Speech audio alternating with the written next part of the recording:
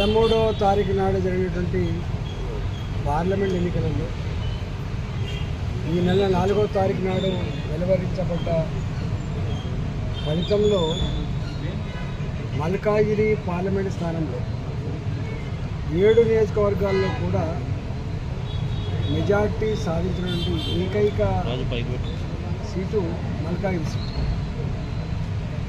వేరే పార్లమెంట్లలో ఒక 4 అసెంబ్లీలలో majority, 3 అసెంబ్లీలలో minus ఉంటుంది. కానీ కూకట్పల్లి అసెంబ్లీ కావచ్చు, అది కంటోన్మెంట్ అసెంబ్లీ కావచ్చు, అదేవిధంగా ఎల్బీ నగర్, ఉప్పల్, మేడ్చల్, మల్కాజ్గిరి, కుత్బుల్లాపూర్ అన్ని నియోజకవర్గాలు మెజార్టీ ఇచ్చి దాదాపు 4 లక్షల మెజార్టీతో మెజార్టీ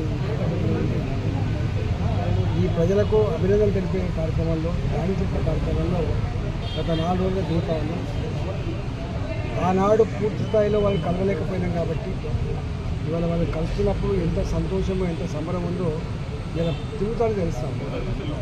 చాలామంది అన్నారు, కూకట్పల్లి నియోజకవర్గంలో మొన్నసారి మీ పార్టీ పోటీ చేయలేదు, ఇక్కడ పవన్ కళ్యాణ్ పార్టీ పోటీ చేసింది, మీకు ఓట్లు వస్తాయని చెప్పి అభిప్రాయపడింది. కానీ ఇక్కడ కూడా 25,000 పైచిలకు ఓట్లతో భారతీయ జనతా పార్టీ తన పూర్వ వైభవాన్ని మళ్ళీ సంతరించుకున్నారు.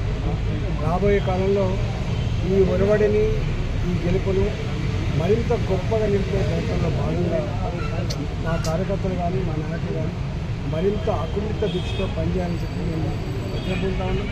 మా మీద ఏ విశ్వాసాన్ని, ఏ నమ్మకాన్ని అయితే మల్కాజిగిరి ప్రజలు ఇచ్చిందో ఆ నమ్మకాన్ని నిలబెట్టుకునే ప్రయత్నం చేస్తాం. సమస్యల పరిష్కారంలో అది జిహెచ్ఎంసీ పరిధిలో ఉండొచ్చు, రాష్ట్ర ప్రభుత్వ పరిధిలో ఉండొచ్చు, కేంద్ర ప్రభుత్వ పరిధిలో ఉండొచ్చు.